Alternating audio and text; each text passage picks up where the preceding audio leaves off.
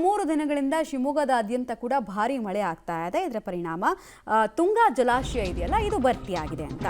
ಡ್ಯಾಮ್ನ 11 crust ಗೇಟ್ಗಳ ಮೂಲಕ ನದಿಗೆ ನೀರು ಬಿಡುಗಡೆ ಆಗಿದೆ. ಇದು ಸಣ್ಣ ಪ್ರಮಾಣದ ಜಲಾಶಯ. ತುಂಗಾ ಜಲಾಶಯದಿಂದ 9386 ಕ್ಯೂಸೆಕ್ ನೀರನ್ನು ನದಿಗೆ ಹರಿಬಿಡಲಾಗ್ತಾ ಇದೆ.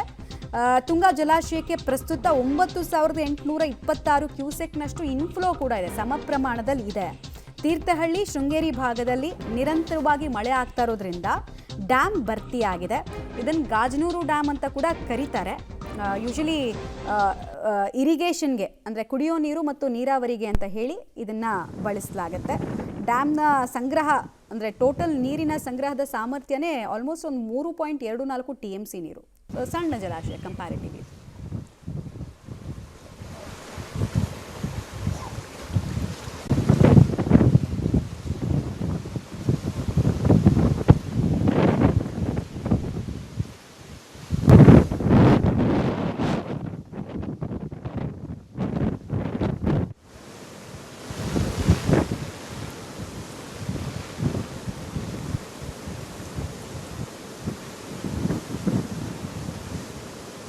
ಮಲೆನಾಡು ಶಿವಮೊಗ್ಗ ಜಿಲ್ಲೆಯಲ್ಲಿ ಜೂನ್ ತಿಂಗಳಲ್ಲಿ ಸಂಪೂರ್ಣ ನಾಪತ್ತೆಯಾಗಿದ್ದ ಮಳೆ ಇದೀಗ ಕಳೆದ 3 ದಿನಗಳಿಂದ ಅಬ್ಬರಿಸಲು ಶುರುವಾಗಿದೆ.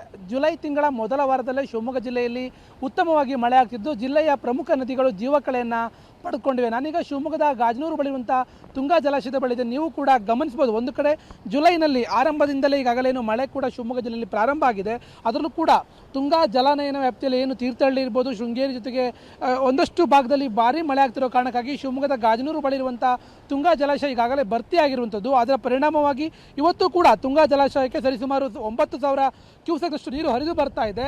ಅದೇ ಪ್ರಮಾಣದ ನೀರನ್ನು ಈಗಾಗಲೇ ಡ್ಯಾಮ್ನಿಂದ ಹೊರಬಿಡೋ ಕೆಲಸವನ್ನು ಅಧಿಕಾರಿಗಳು ಕೂಡ ಮಾಡ್ತಾ ಇರುವಂಥದ್ದು ನೀವು ಕೂಡ ಗಮನಿಸಬಹುದು. ಈಗಾಗಲೇ ಶಿವಮೊಗ್ಗದ ತುಂಗಾ ಜಲಾಶಯದಲ್ಲಿ 11 ಕ್ರಸ್ಟ್ ಗೇಟ್ ಮತ್ತು 2 ಸ್ಲೂಸ್ ಗೇಟ್ಗಳ ಮೂಲಕ 9000 ಕ್ಯೂಸೆಕ್ ನೀರನ್ನು ನದಿಗೆ ಬಿಡಲಾಗ್ತದೆ. ಹೀಗಾಗಿ ತುಂಗಾ ನದಿ ಉಕ್ಕಿ ಹರಿದು ಹೋಗ್ತಾ ಇರುವಂಥದ್ದು. ಅದೇ ರೀತಿಯಲ್ಲಿ ಶಿವಮೊಗ್ಗದ 12 ಜಲಾಶಯ, ಒಂದು ಕಡೆ ಶಿವಮೊಗ್ಗದ ಲಿಂಗನಮಕ್ಕಿ ಸಾಗರ ತಾಲೂಕಿನಲ್ಲಿರುವಂಥ ಲಿಂಗನಮಕ್ಕಿ ಜಲಾಶಯಕ್ಕೂ ಕೂಡ 9000 ಕ್ಯೂಸೆಕ್ ನೀರು ಹರಿದು ಬರ್ತಾ ಇದೆ. ಇನ್ನು ಹೊಸನಗರ, ತೀರ್ಥಹಳ್ಳಿ ಮತ್ತು ಸಾಗರ ಭಾಗದಲ್ಲಿ ವ್ಯಾಪಕವಾಗಿ ಮಳೆ ಆಗ್ತಿದೆ. ಅದರ ಪರಿಣಾಮವಾಗಿ ಲಿಂಗನಮಕ್ಕಿ ಜಲಾಶಯ ಕೂಡ ಒಳಹರಿವು ಕೂಡ ಹೆಚ್ಚಾಗಿರುವಂಥದ್ದು. ಅದೇ ರೀತಿಯಲ್ಲಿ ಮಧ್ಯ ಕರ್ನಾಟಕದ ಭಾಗದ ಜೀವನಾಡಿಯಾಗಿರುವಂಥ ಭದ್ರಾ ಜಲಾಶಯಕ್ಕೂ ಕೂಡ 8000 ಕ್ಯೂಸೆಕ್ನಷ್ಟು ಒಳಹರಿವು ಇರುವಂಥದ್ದು. ಹಾಗಾಗಿ ಭದ್ರಾ ಜಲಾಶಯದ ಮಟ್ಟ ಕೂಡ ಈಗಾಗಲೇ ದಿನ ಕಳೆದಂತೆ ಏರಿಕೆ ಆಗ್ತಾ ಇರೋದು. ಕಳೆದ 3 ದಿನಗಳಿಂದಲೂ ಕೂಡ ಶಿವಮೊಗ್ಗ, ತೀರ್ಥಹಳ್ಳಿ, ಶಿಕಾರಿಪುರ, ಸೊರಬ ಸೇರಿದಂತೆ ಎಲ್ಲ ಭಾಗದಲ್ಲೂ ಕೂಡ ವ್ಯಾಪಕವಾಗಿ ಮಳೆ ಆಗ್ತಿದೆ. ಅದರಲ್ಲೂ ಕೂಡ ಇವತ್ತು ಹೊಸನಗರ ತಾಲೂಕಿನಲ್ಲಿ ವ್ಯಾಪಕ ಮಳೆ ಹಿನ್ನೆಲೆಯಲ್ಲಿ ಶಾಲಾ ಕಾಲೇಜುಗಳಿಗೆ ರಜೆಯನ್ನು ಘೋಷಣೆ ಮಾಡುವಂಥ ಕೆಲಸವನ್ನು ಕೂಡ ಈಗಾಗಲೇ ಅಧಿಕಾರಿಗಳು ಕೂಡ ಮಾಡಿರುವಂಥದ್ದು. ಮುಖ್ಯವಾಗಿ ಶಿವಮೊಗ್ಗ ಜಿಲ್ಲೆಯಲ್ಲಿ ಏನು ಭದ್ರಾ ರಾಜ್ಯದ ಮೊದಲ ಜಲಾಶಯವಾಗಿ ತುಂಗಾ ಜಲಾಶಯ ಭರ್ತಿಯಾಗಿದೆ. ಹಾಗಾಗಿ ಈಗಾಗಲೇ ತುಂಗಾ ಜಲಾಶಯದ ಎಡದಂಡೆ ಮತ್ತು ಬಲದಂಡೆ ನೆಲೆಗಳಲ್ಲಿ ನೀರು ಬಿಡೋ ಕೆಲಸವನ್ನು ಈಗಾಗಲೇ ಅಧಿಕಾರಿಗಳು ಕೂಡ ಆರಂಭ ಮಾಡಿದ್ದಾರೆ. ಜೊತೆಗೆ ಇದೇ ರೀತಿಯಲ್ಲಿ ಮಳೆ ಮುಂದುವರೆದಲ್ಲಿ ಮತ್ತಷ್ಟು ಗೇಟ್ಗಳನ್ನು ಓಪನ್ ಮಾಡಿ ಈ ಒಂದು ಭಾಗದಲ್ಲಿ ಅಂದರೆ ಈಗಾಗಲೇ 11 ಗೇಟ್ಗಳನ್ನು ಓಪನ್ ಮಾಡಿದರೆ ಮತ್ತಷ್ಟು ಗೇಟ್ಗಳನ್ನು ಓಪನ್ ಮಾಡಿ ನದಿಗೆ ನೀರು ಬಿಡೋ ಕೆಲಸವನ್ನು ಮಾಡ್ತಾರೆ. ಮುಖ್ಯವಾಗಿ ಶಿವಮೊಗ್ಗದ ಲಿಂಗನಮಕ್ಕಿ ಜಲಾಶಯ ಇರ್ಬೋದು ಅಥವಾ ಏನು ಗಾಜನೂರಿನ ಏನು ತುಂಗಾ ಜಲಾಶಯ ಜೊತೆಗೆ ಭದ್ರಾ ಜಲಾಶಯ ಕೂಡ ಒಳಹರಿವು ಹೆಚ್ಚಿನ ಪ್ರಮಾಣದಲ್ಲಿ ಬರ್ತಾ ಇದೆ. ಹಾಗಾಗಿ ರೈತರು ಒಂದಷ್ಟು ನಿಟ್ಟುಸಿರು ಬಿಡೋ ಕೆಲಸ ಈ ಮಳೆಯಿಂದ ಆಗ್ತಾ ಇರುವಂಥದ್ದು. ಕ್ಯಾಮ್ರಾ ಪರ್ಸನ್ ಸತೀಶ್ ಜೊತೆ ನವೀನ್ ಪುರ್ದಾಳ್, ಪಬ್ಲಿಕ್ ಟಿವಿ, ಶಿವಮೊಗ್ಗ.